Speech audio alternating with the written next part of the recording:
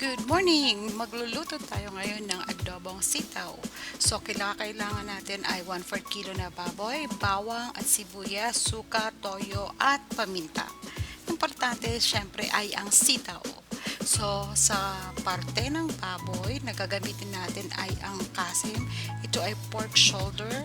Ito ay may taba at malambot. Bagay na bagay sa ating recipe for today.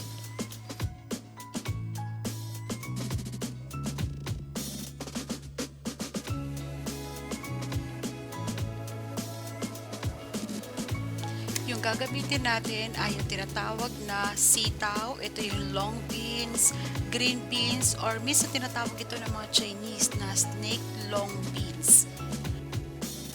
Para sa ating mga gulay, gumagamit ako ng baking soda at tubig. Doon ko nililinisan yung gulay.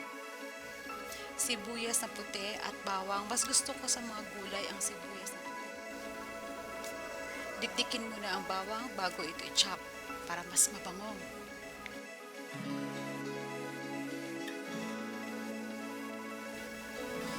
Tara, magluto na tayo. Yung gamit ko na kawali dati itong non-stick pan, pero dahil sa katagalan sa 10 taon nawala na yung kanyang non-stick.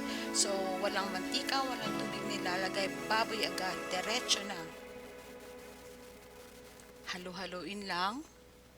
At ang gagawin natin ay papalabasin natin ang mantika na galing sa iba.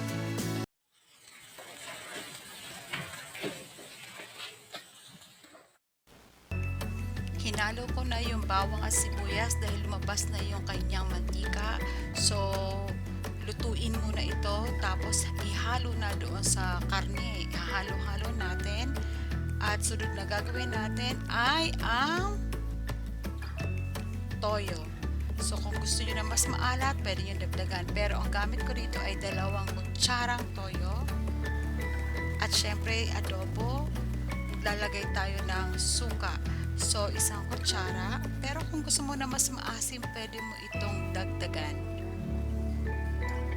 Kahit anong klaseng suka ay pwedeng-pwede. Halo-halo ulit. So, ang sekreto dito, halo ng halo. And then, lagyan natin ng tubig, kalahating tasang tubig.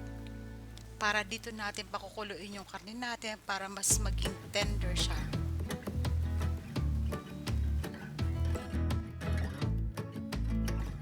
Dahil luto na yung baboy natin, ilagay na natin yung sitaw. Ilagay na natin muna sa ibabaw, takpan natin. After 5 minutes, tadan! Luto na ang ating sitaw na adobo. Yan, nagre-ready na ako para sa paglalagyan natin.